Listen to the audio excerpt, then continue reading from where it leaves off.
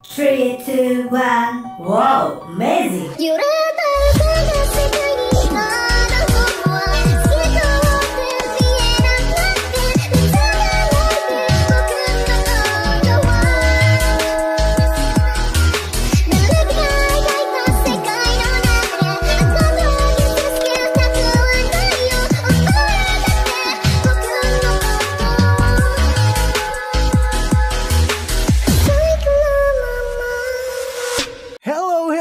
My friend, Monami Watashi no Tomodachi. Balik lagi di cerita manhwa. Di video kali ini kita akan melanjutkan cerita dari Strongest Anti-Meta. Tapi sebelum kita mulai, gue mau ucapin thank you dulu buat yang udah ngasih super thanks. Di sini ada MD Raditya yang udah ngasih super thanks. Terima kasih banget untuk supportnya. Dengan bantuan ini, channel ini bisa berkembang lebih baik lagi. Dan gua pun makin semangat untuk buat video-video berikutnya. Tanpa perlu berlama-lama lagi, kita mulai aja ceritanya. Sekarang kita sudah sampai di part ke-6. Bagi kalian yang belum nonton part sebelumnya, gue saranin untuk tonton part sebelumnya. Untuk part sebelumnya, kalian bisa cek di kolom deskripsi. Di part sebelumnya, mereka bertiga pergi ke pertemuan meteorologi. Di pertemuan itu sangat ramai. Wow, bagian ini sangat bagus. Kemari, lihat ini. Batu ini memiliki aura yang paling melimpah. Orang-orang di sana sangat sibuk mengecek satu persatu batu yang ada di sana. Ergozi meminta Sukiwe membeli satu batu untuk mengetes keberuntungannya, tapi Nona Liu melarangnya. Dikarenakan batu-batu yang ada sekarang adalah batu biasa, untuk produk yang terbaik masih belum dikeluarkan. Ergozi mulai merengek. Yaudah, kalau begitu beli satu aja dulu untuk dimainkan. Ini benar-benar membosankan kalau kita cuma lihat-lihat. Dengan lantang Sukiwe berkata, apa gunanya membeli satu buah? Kalian semua dengar, aku akan beli semua batu yang ada di sini. Hei pengatur acara, kemari dan atur semuanya. Orang-orang di sana mulai heboh. Semuanya? Siapa orang ini? Dia sangat murah hati sekali. Ada lagi orang yang mulai mencibir. Dasar orang buta. Siapa yang ingin menggunakan uangnya untuk membeli sampah-sampah ini? Meskipun dengan kuantitas, tidak akan menjadikan batu ini menjadi batu yang terbaik. Nona Liu juga merespon. Xiao Kue, apa kau gila? Kalau Ergozi malah senang. Bocah, aku suka kalau kayak begini. Sukiwe dengan santai menjawab, tidak, aku nggak gila. Ada begitu banyak spiritual stone di sakuku, dan rasanya menyakitkan memiliki uang yang terlalu banyak. Jika aku tidak menggunakan spiritual stone-ku, jiwaku tidak akan damai. Dengan kesombongannya, Sukiwe memanen force point. Jadi uang yang dia buang-buang tidak kembali sia-sia. Orang-orang di sana mulai heboh. Terlalu banyak spiritual stone. Pria ini datang ke sini hanya untuk menunjukkan kekayaannya aja. Sial, semua batunya sudah dibeli oleh dia. Apa yang harus kita beli sekarang? Karena dia udah membelinya, kita cuma bisa nonton. Pengatur acara mulai datang. Tuan, apa Anda benar-benar ingin membeli semua batunya? Totalnya 1200 spiritual stone tingkat tinggi. Sukiyo cukup kaget. Dia nggak habis pikir ternyata itu begitu mahal. Spiritual stone tingkat tinggi yang dia miliki hanya 3000 lebih. Tapi mau bagaimana lagi? Dia harus tetap melanjutkan aktingnya demi mengumpulkan force point. Sukiyo membayar semua batu itu dengan melemparkan cincin penyimpanan ke pengatur acara. Nona Liu mengatakan, Xiao Kue, aku punya firasat. Kumpulan batu ini mungkin tidak akan menghasilkan apapun. Sukiyo dengan sombongnya, itu nggak mungkin. Aku ini selalu beruntung. Satu batu telah dipecahkan dan hasilnya tidak ada isi apapun. Batu yang lain pun dipecahkan, dan sampai pada akhirnya, semua batu itu adalah sampah. Orang-orang juga bingung. Bagaimana mungkin semua itu sampah? Meskipun orang itu tidak beruntung, setidaknya dari salah satu batu itu bisa menghasilkan Yuan Stone. Dia bertanya kepada Nona Liu. Nona Liu, kenapa kau berpikir semua batu ini adalah sampah? Xiao Kue, apa kau tidak berpikir bahwa keberuntunganmu akhir-akhir ini sangat buruk? Sejauh yang ku tahu, setelah kau datang ke daratan timur, kau terus-terusan menemui tekanan dari para ahli tahap Void Ravening. Kemanapun kau pergi, kau selalu dapat masalah.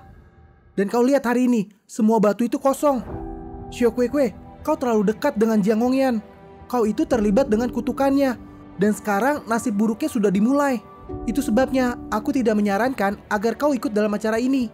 Jika ini terus berlanjut, malapetaka akan menjadi lebih dan lebih serius lagi. Sukiyo makin bersemangat. Lagi-lagi cerita ini. Kau pikir aku takut dengan itu? Hari ini aku akan melawan takdir ini.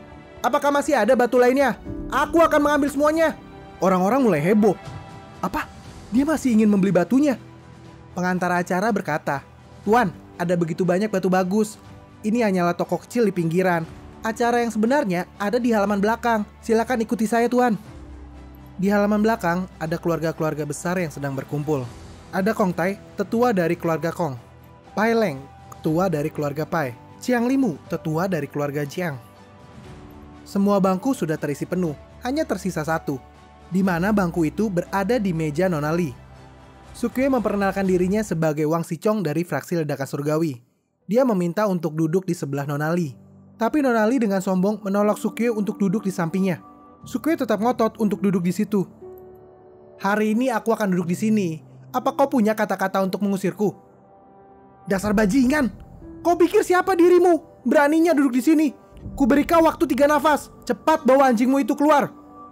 Nona Liu memperingatkan Sukue. "Xiao Kue Kue, kau mendapatkan masalah hanya karena tempat duduk. Apa kau masih tidak percaya bahwa ini adalah kutukan dari Jiang Hongyan? Udah santai aja, nggak usah panik." Sukue mengeluarkan pancinya, lalu memasak tahu busuk andalannya. "Haha, lelangnya masih belum dimulai kan? Masih banyak waktu. Mari kita masak sesuatu untuk dimakan." Ergozi dengan bersemangat. "Wah, aku udah lama tidak makan tahu busukmu. Buatlah yang banyak." Semua orang langsung menutup hidungnya, menahan bau busuk yang sangat menyengat. "Semuanya, tenanglah, ini bukanlah kotoran. Ini adalah makanan yang tak terkalahkan dari fraksi ledakan surgawi, tahu busuk." Segera Sukue memakan tahu busuk itu dengan sangat nikmat. Nona Li yang melihat itu sangat pucat. Ini sangat menjijikan. Ayo kita pergi." Akhirnya Sukue berhasil mendapatkan tempat duduk itu. Sukue dan Ergozi terus memakan tahu busuk ini. Nona Liu tampak keheranan melihat Sukue. Lalu Sukue berinisiatif untuk menawarkan kepada Nona Liu. "Tahu busuk ini sangat lezat, kemarilah. Apa yang kau takutkan? Tahu busuk ini bisa meningkatkan kekuatan jiwamu." Orang-orang yang mendengar itu cukup kaget. Apa? Bisa meningkatkan kekuatan jiwa? Anak ini kelihatannya gila, tapi ini membuatku jadi penasaran. "Hei kau, pergilah dan coba makan itu." Seseorang menyuruh bawahannya untuk pergi kepada Sukue.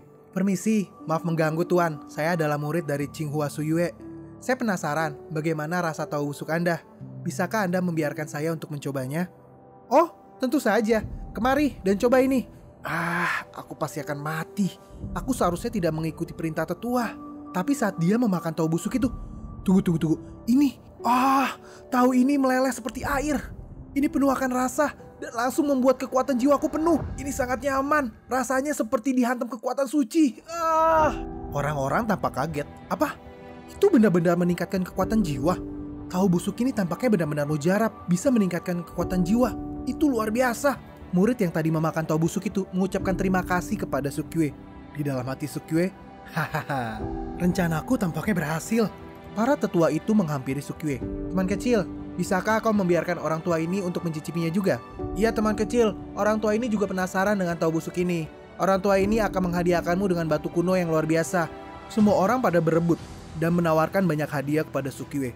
"Sisa tahu busuk ini biarkan orang tua ini mencobanya. Orang tua ini akan menukarkan dengan senjata ajaib tingkat 6. Tidak. Senjata ajaib tingkat 6 apa? Aku akan memberikan senjata ajaib tingkat 7. Feng Hu, apa maksudmu? Apa kau ingin menelan tahu busuk itu sendiri?" Sukue coba untuk menenangkan mereka. "Setelah orang ahli memakan tahu busukku, kekuatan jiwa mereka memang meningkat. Dan kalian semua sudah melihatnya kan?" "Iya, kami perkirakan itu meningkat sekitar 10%. Oleh karena itu, kami ingin membeli sisanya." Sukue berkata lagi, "Di dalam panci ini setidaknya tersisa 4 tahu lagi. Kalian bisa membelinya dengan harga 998 spiritual stone tingkat atas. Kalau kalian tidak membelinya, ya kami akan memakannya lagi." "Apa? 998 spiritual stone tingkat atas?" Nona Liu mengingatkan. "Xiao Kue Kue, kau meminta harga terlalu tinggi. Hanya butuh lebih dari 1000 spiritual stone tingkat atas untuk menutupi semua batu di luar sana yang kau beli." Chiang Limu menghampiri Sukue. "Teman kecil, aku ingin berbicara denganmu. Aku dari keluarga Chiang Limu. Aku adalah pemimpin acara ini. Aku tidak keberatan jika kau menjual tahu busukmu di sini. Namun berdasarkan pengamatanku, kekuatan jiwa yang ditingkatkan oleh tahu busukmu hampir sama dengan pil jiwa kondensat milikku. Harga tertinggi dari pil jiwa kondensat adalah 3 spiritual stone tingkat atas. Sebaliknya, bukankah harga tahu busukmu itu terlalu tinggi?" Sukue dengan ramah menjawab, "Tetua Chiang, Anda salah paham. Murid dari sekolah Tsinghua Suyue itu meningkatkannya sedikit kekuatan jiwa karena kekuatan jiwanya memang tidak tinggi. Tidak peduli siapa yang akan memakannya dan di mana tingkat kultivasinya, itu semua pasti akan meningkatkan 10% kekuatan jiwa. Apa? Benar-benar bisa meningkatkan 10% kekuatan jiwa? Bagaimana mungkin? Setelah memasuki tahap Void Ravening, sangat sulit untuk meningkatkan kekuatan jiwa. Dan itu bisa meningkatkan 10% kekuatan jiwa. Ini gila. Kalau begitu, bahkan 10.000 pil jiwa kondensat tidak sebanding dengan tahu busuk ini. Teman kecil, apakah itu benar? Lagi-lagi Suki menjawab dengan ramah.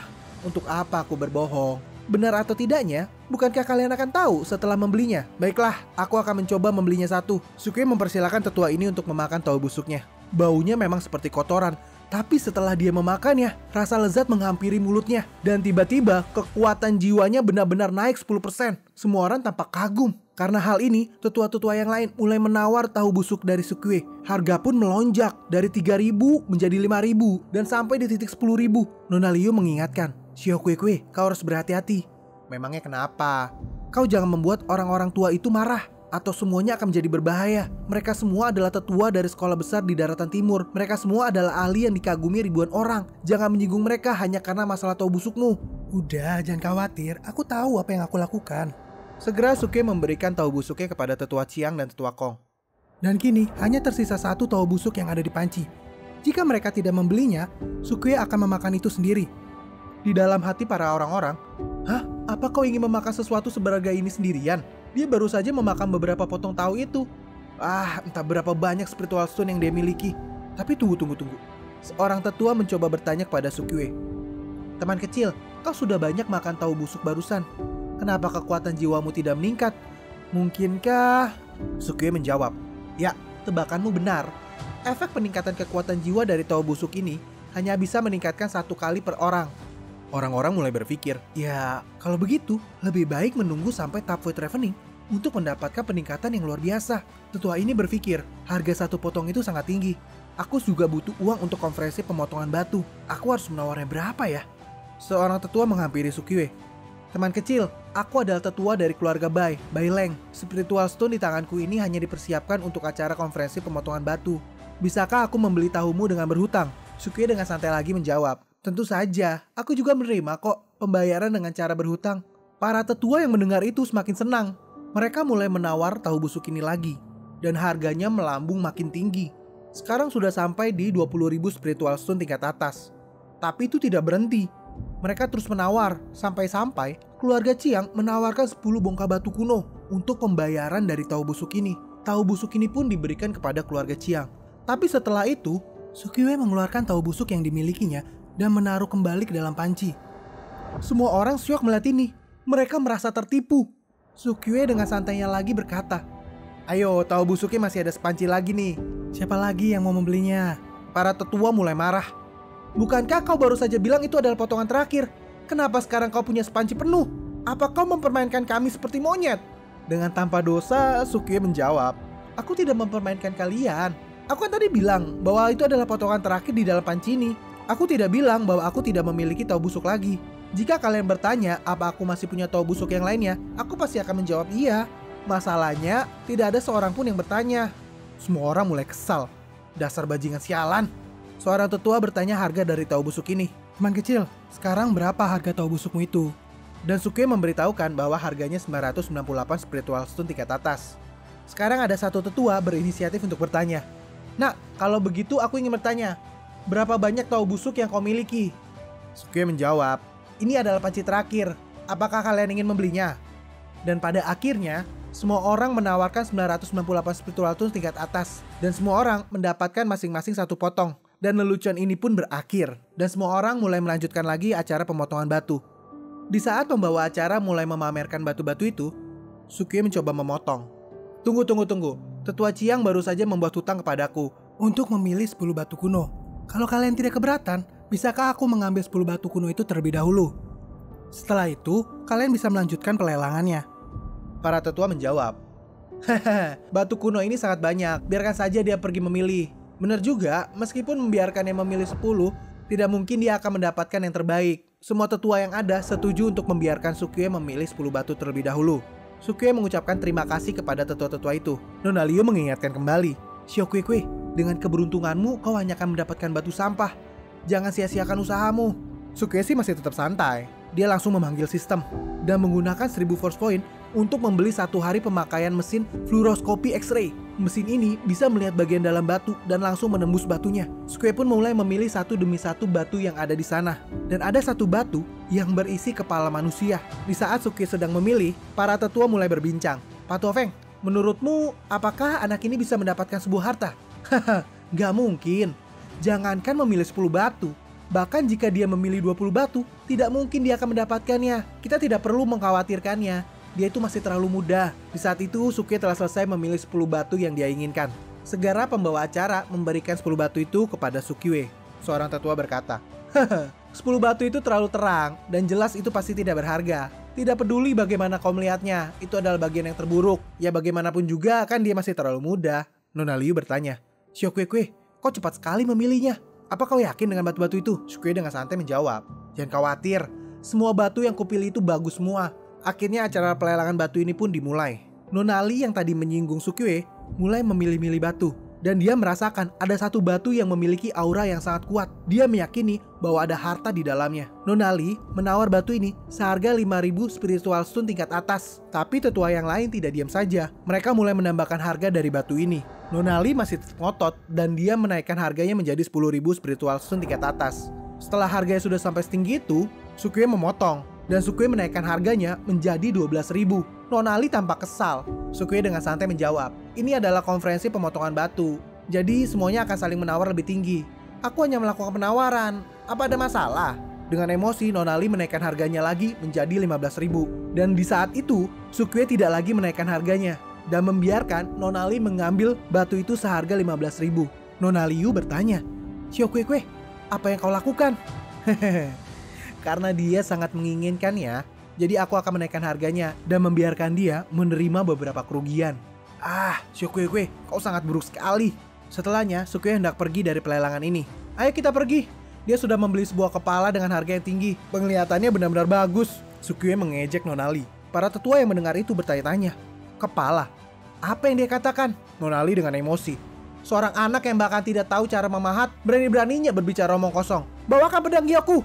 Di saat Nona Li memotong batu itu, aura kuat mulai keluar dari batu ini. Dan ternyata benar aja bahwa isi dari batu itu adalah sebuah kepala orang mati. Seorang tetua berkata, "Aura jahat ini adalah seorang ahli yang pernah berkultivasi ke surga. Dia sudah meninggal beberapa tahun yang lalu, tapi energi di mayatnya masih bisa mempengaruhi matahari." Nona Li tampak syok. "Meski auranya sangat besar, kepala ini tidak ada gunanya untukku." Seorang tetua berkata, "Anak ini bisa memprediksinya. Bagaimana dia bisa tahu? Apakah dia bisa melihat apa yang ada di dalam batu kuno itu?" Nona Liu bertanya, "Xiaokuekue, apa kau benar-benar bisa melihat apa yang ada di dalam batu kuno itu?" Dengan bangganya Sukie berkata, "Itu benar. Semuanya, aku sudah tahu apa yang ada di dalam batu kuno. Aku mengandalkan sebuah artefak yang ada di tanganku ini, Titanium Dog Eye. Benda ini bisa membuat kita langsung melihat ke dalam dan mengintip apa yang ada di dalam batu kuno. Tidak ada batu sampah dari semua batu yang telah aku ambil tadi. Dan sekarang aku akan menjual barang ini seharga 100.000 spiritual stone. Setiap orang di sini pasti tahu nilai dari benda ini." Para tetua mulai heboh. Bisa melihat menembus batu, itu adalah jimat yang luar biasa. Dengan itu, mendapatkan banyak Yuan Stone bukanlah lagi sebuah mimpi. 100.000 spiritual stone itu tidaklah mahal. Nona Liu mengingatkannya lagi, "Xiaokuekue, apa yang coba kau lakukan?" Tapi dengan santai, Sukie mengeluarkan batu yang sebelumnya dia pilih. Di depan mata semua orang, dia memecahkan batu itu. Dan ternyata di dalamnya ada spiritual essence Long Yuan. Para tetua kaget. "Apa? Kualitas batu yang terlihat buruk itu? Sebenarnya ada spiritual essence Long Yuan di dalamnya. Oh my god." Para tetua mulai berembuk. Kenapa kita bertiga tidak bergabung saja untuk mendapatkan barang itu? Dengan mereka bertiga bergabung, alhasil harganya sampai ke 3 juta spiritual stone. Nona Liu bertanya kepada Sukie, "Xiaokuekue, kenapa kau memberikannya kepada mereka? Kupikir harganya harus lebih dari ini." Sukie berkata sambil berbisik, "Item itu akan kadaluarsa hari ini. Aku telah membohongi mereka. Ayo cepat pergi." Setelah memberikan barang itu, Sukie pamit undur diri dari perlelangan ini. Di dalam perjalanan, Sukie berkata, "Mengapa para tetua 3 keluarga itu tidak menyusul? Ah, lama banget mereka." Ergozi bertanya, "Bocah, kau udah tahu bahwa mereka akan mengejar? Kenapa kita nggak cepat lari aja?" "Kenapa harus lari? Kita tunggu saja sampai mereka datang. 3 keluarga besar membeli alat itu bersama-sama. Aku yakin mereka tidak akan rela untuk bekerja sama dengan keluarga lain. Ini adalah kesempatan besar untuk menghancurkan mereka. Selain itu juga, aku juga bisa mendapatkan force point." Sukie berhasil mendapatkan 5.125 force point. dari acara konferensi pemotongan batu. Tidak lama setelah itu, para tetua 3 keluarga itu mulai berkumpul. Mereka sedang bersiap-siap untuk menangkap Sukiwe. Seorang tetua berkata, "Bocah ini berani juga berjalan-jalan di sini dengan santai. Tapi apa yang dikatakan dia sebelumnya itu sangat jelas, bahwa dia tahu bahwa kita akan mencegat dia. Apakah dia memiliki kartu as yang dia sembunyikan? Udahlah, apa yang bisa dia lakukan sebagai seorang infant transformasi? Dia mendapatkan jutaan spiritual stone tingkat atas. Bagaimana mungkin kita akan membiarkannya? Patu Agong, apa kau takut dengan seorang infant transformasi?" "Ya enggak lah, omong kosong." Segera Tetua Agong memerintahkan anak buahnya untuk mengeroyok Sukiwe. Sukiwe dengan santainya menyambut mereka. "Aku sudah lama menunggu kalian. Akhirnya kalian datang juga. Hei teman kecil, ini sudah larut malam. Aku khawatir tidak akan aman jika pergi keluar sendirian. Kami ini sangat memperdulikan keselamatanmu. Kami datang untuk mengantarmu keluar dari kota ini." Sukiwe dengan ramahnya menjawab, "Ternyata para tetua ini benar-benar baik. Kupikir biaya pengawalannya seharusnya 3 juta spiritual stone tingkat atas. Benar kan?" "Hahaha, kau pintar juga bocah." Tapi Sukiwe menjawab lagi, "Apakah para tetua tidak tahu? Titanium Dokai itu masih membutuhkan trik untuk menggunakannya. Biaya pengawalan tetua Chang itu terlalu mahal. Gimana kalau aku mengajarkan cara menggunakannya? Dan aku tidak akan merepotkanmu untuk mengawalku. Bagaimana?" Para tetua itu langsung mencoba Titanium Dokai, dan benar saja itu tidak bisa digunakan. Akhirnya mereka setuju untuk Sukiwe memberitahukan cara penggunaannya. Sukiwe meminta Tetua Chiang untuk meletakkan barang itu tepat di depan dadanya. Kemudian menyuruh Tetua Chiang untuk berkata, "Aku idiot, simpan barang ini." Itu adalah mantra yang dibuat-buat oleh Sukiwe. Dan seketika itu juga, Sukiwe menjelaskan bahwa barang itu masuk ke dalam tubuh dari Tetua Chiang. Yang sebenarnya, Sukiwe menyimpannya ke dalam penyimpanan sistem. Para tetua yang lain bertanya kepada Tetua Chiang, apakah dia merasakan bahwa barang itu tersimpan di dalam tubuhnya. Tapi Tetua Chiang merasakan tidak ada apa-apa di dalam tubuhnya. Sukiwe menjelaskan bahwa dia tidak merasakannya karena alat itu tersembunyi di dalam tubuh dan orang luar tidak akan bisa merasakannya. Lalu Sukiwe memberitahukan lagi mantra untuk mengeluarkannya. Lalu barang itu benar-benar muncul kembali dan Sukiwe menyuruhnya untuk menyimpannya kembali. Dan alhasil barang itu menghilang. Setelah memberitahukan itu, Sukiwe berkata, "Selamat Tetua Chiang, alat itu benar-benar terhubung denganmu. Di masa depan, 3 keluarga besar pasti tidak akan terkalahkan." Setelah itu, Sukiwe dengan cepat menggunakan jimat teleportasinya. Akhirnya, mereka bertiga berhasil lolos dari kepungan 3 keluarga besar. Para tetua lain bertanya kepada Tetua Chiang, "Pak Tetua Chiang, keluarkan alat itu, dan mari kita coba kegunaannya." Tetua Chiang dengan serius mencoba untuk mengeluarkan benda itu. Tapi sayangnya, benda itu tidak keluar sama sekali. Para tetua lain berpikir negatif kepada Tetua Chiang. Mereka berpikir bahwa Tetua Chiang mencoba untuk memonopoli barang itu. Meskipun Tetua Chiang menjelaskan bahwa barang itu benar-benar tidak bisa keluar, para tetua lain tidak percaya. Dan alhasil, mereka bertiga pun bertarung. Karena posisi Tetua Chiang tidak diuntungkan, Tetua Chiang langsung bergegas untuk kabur. Di tempat mereka berteleportasi, Ergozi bertanya, "Apa kita sudah aman?" "Jangan khawatir, mereka tidak akan bisa mengejar kita." Nona Liu berkata, "Xiaokuekue, aku tidak menduga, ternyata kau menyembunyikan trik seperti ini. Tidak heran, kau berani melakukan itu kepada para tetua. Ah, kau terlalu berlebihan. Kita sudah mendapatkan batu kuno yang berisikan harta, jadi tujuanku udah tercapai. Selanjutnya adalah waktu untuk mencari Hongyan. Xiaokuekue, aku sudah bilang, aku tidak akan memberitahumu di mana Hongyan. Tenang aja, aku tidak bermaksud menyuruhmu memberitahuku." Sukiwe langsung melepaskan sepatunya dan melemparkannya. Sepatu itu pun jatuh ke tanah dan menunjuk ke arah tenggara. Di dalam hati Nona Liu, tenggara itu salah. Xiaokuekue sudah terkena nasib buruk sekarang. Tidak mungkin dia akan menemukan arah yang benar. Tapi Sukiwe berpikir, mengingat bahwa sekarang aku terkena yang namanya nasib buruk, keberuntunganku pasti sangat buruk. Arah tenggara ini pasti arah yang salah. Jadi aku akan memilih untuk pergi ke barat laut. Nona Liu tampak kaget. "Apa? Xiaokuekue, kenapa kau berpikir seperti itu? Tenggara itu salah, tapi bukan berarti barat laut itu adalah arah yang benar. Lihat-lihat, bukankah secara tidak langsung kau mengatakan bahwa barat laut adalah arah yang benar? Udahlah, nggak usah terlalu banyak berpikir. Aku selalu punya cara. Tidak peduli seberapa luas daratan ini, aku percaya aku pasti akan menemukan Hongyan." Berpindah ke tempat lain, di keluarga Kong. Tetua Kong melaporkan kepada pemimpin keluarga bahwa di konferensi batu kuno terdapat artefak yang bisa melihat isi dari batu kuno. Dan sayangnya, alat itu telah terhubung dengan Chiang Limu. Kepala keluarga Kong tampak marah. Di tempat lain, di keluarga Pai, Tetua Pai melaporkan hal yang sama kepada pemimpin keluarga. Reaksi yang sama juga ditunjukkan oleh kepala keluarga Pai. Mereka memerintahkan semua orang untuk menangkap Chiang Limu dan mengambil alat yang ada di dalam Chiang Limu. Kita berpindah lagi ke tempat Sukiwe, di mana Sukiwe terus bergerak. Mereka terus bergerak ke arah barat laut, dan sampai di satu titik, Sukiwe melemparkan lagi sepatunya dan menunjukkan ke arah barat daya, sehingga Sukiwe memilih jalan ke arah timur laut. Di dalam hati Nona Liu, arah barat laut yang Xiao Kuekue pilih memang benar. Tapi sekarang, jika kau terus ke arah barat laut, kau akan menyimpang. Setelah dia melihat bahwa Xiao Kuekue memilih ke arah timur laut, Nona Liu tampak kaget. Dia tidak mengira bahwa Sukue benar-benar memilih arah yang tepat. Sukue berkata kepada Nona Liu, "Nona Liu, kalau ngeliat dari ekspresimu, tebakanku tampaknya bernilai 8 atau 9 dari 10. Tapi Nona Liu berpura-pura tidak mendengar apapun dan tetap menunjukkan wajah poker face-nya. Karena mereka telah berjalan 1 harian, Sukue memilih untuk beristirahat. Sukue menggunakan 100 force point-nya untuk membeli 1 set perlengkapan berkemah dan makanan pun telah tersedia di depan mereka. Sambil beristirahat, Sukue memilih untuk membuka batu kuno yang telah didapatkannya sebelumnya. Semua batu itu berisikan esen dari Long Yuan. Sukue memerintahkan sistem untuk menggabungkan semua Long Yuan yang didapatkannya. Dari penggabungan itu, Sukue mendapatkan Long Yuan Esen level 3, di mana terdapat peluang untuk memperoleh hukum bintang tingkat tinggi sebesar 100%. Setelah mendengar itu, Sukue langsung memurnikan Long Yuan Spirit itu. Setelah beberapa saat, tubuh Sukue memancarkan sinar yang menyilaukan. Ergozi dan Nona Liu tampak kaget. Kekuatan sejati yang mengerikan terpancar dari tubuh Sukue. Mereka berdua bertanya-tanya, metode latihan apa yang dilakukan oleh Sukue.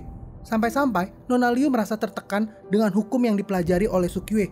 Dari sini, Sukue berhasil mendapatkan segel ilusi, segel petir langit, segel pemusnah, segel immortal, dan segel Buddha. Nona Liu tampak takjub. Sukue hanya berada di tahap infant transformasi. Tapi dia sudah memahami hukum yang sangat kuat. Sukue coba mengecek kemampuannya di sistem. Dia tampak bingung kenapa progres segel petirnya berada di 39%. Dan segel immortal dan segel Buddha, keduanya itu tidak bisa dia gunakan. Sistem memberitahukan bahwa Sukue perlu menyelesaikan 3 segel pertama sebelum bisa menggunakan 2 segel terakhir. Karena Sukue mempelajari teknik petir, segel petir langit jadi memiliki progres. Aku sudah menyerap banyak kekuatan petir, tapi progresnya hanya 39%. Sepertinya metode ini memiliki batas yang sangat tinggi. Setelah itu, Sukue pun beristirahat. Di keesokan harinya, Nona Liu, aku akan terus melanjutkan melemparkan sepatu untuk menentukan arah. Suatu hari nanti, aku pasti akan menemukan Hongyan. Kenapa kau tidak langsung memberitahu lokasi Hongyan aja? Dengan begitu, kita akan menghemat waktu. Xiao Kuekue, aku akan memberitahumu. Jiang Hongyan mengandalkan fragmen peninggalan orang tuanya. Dia sedang berusaha untuk melakukan ujian kenaikan tingkat. Dia mencari tempat yang tidak bisa diganggu, sehingga dia bisa melakukan terobosan dan mencapai tahap Void Ravening. Tapi aku tahu, dia tidak akan bisa melakukan terobosan hanya dengan mengandalkan fragmen di tangannya. Sukue mulai berpikir, fragmen? Tidak. Aku masih punya sisa fragmennya. Aku harus menyerahkan ini kepada Hongyan. Nona Liu melanjutkan. Dan untuk lokasinya, sejujurnya aku nggak tahu. Sukue menambahkan. Tapi sebenarnya kau tahu posisi umumnya kan? Kalau begitu, arah ini udah bener kan? Ya udahlah, sekarang kau beritahu aja kemana kita harus terbang. Mau tidak mau, Nona Liu memberitahukan bahwa Hongyan berada di salah satu dari 9 tempat keputusasaan, yaitu Lembah Makam Abadi. Segera Sukue dan kawan-kawan bergegas menuju ke Lembah Makam Abadi. Berpindah ke tempat Lembah Makam Abadi, ada seorang pria bernama Dong Genji. Dia adalah master gedung dari Xiao Yao. Hongyan, tidak lama lagi para ahli dari dataran timur pasti akan menemukanmu di sini. Kali ini mereka pasti akan memanggil para tetua. Tidak peduli di mana kau bersembunyi. Pada akhirnya, mereka pasti akan menemukanmu. Hongyan, bergabunglah dengan gedung Xiao Yao-ku. Dengan begitu, aku bisa menjaga mereka agar tidak memasuki lembah dan mengamankanmu. Hongyan menjawab, terima kasih atas tawaranmu, Master Dong. Tapi, bagaimanapun juga ini adalah urusanku sendiri. Aku harap aku bisa mengatasinya sendiri. Apa kau bisa memahamiku, Master Dong? Master Dong tampak marah. Tapi Hongyan, kau tidak mengerti. Jika tetua Tianji turun tangan, kau tidak akan punya kesempatan untuk melarikan diri. Tidak peduli di mana kau bersembunyi, dia akan melacak keberadaanmu. Segera setelah itu, Lembah Makam Abadi akan dikepung oleh seluruh kekuatan utama. Jika kau tidak bergabung dengan gedung Xiao Yao-ku, aku tidak akan bisa menghentikan mereka. Dengan tenang, Hongyan menjawab, Master Dong, kau masih tidak mengerti. Apapun yang terjadi selanjutnya, kita serahkan saja pada langit. Tiba-tiba seseorang muncul dan berkata, Hongyan! Ayo tebak siapa yang datang ini. Kalau kalian penasaran, makanya jangan lupa untuk subscribe channel ini dan nyalakan tombol lonceng notifikasinya agar kalian tidak ketinggalan video-video gue berikutnya. Kalau kalian ada pertanyaan atau kritik dan saran, kalian bisa langsung tinggalin aja di kolom komentar. Gue usahakan untuk membalas semua komentar yang kalian tulis. Sekian dulu cerita manhwa kali ini, sampai jumpa di video selanjutnya. Sayonara! 3, 2, 1. Wow, amazing.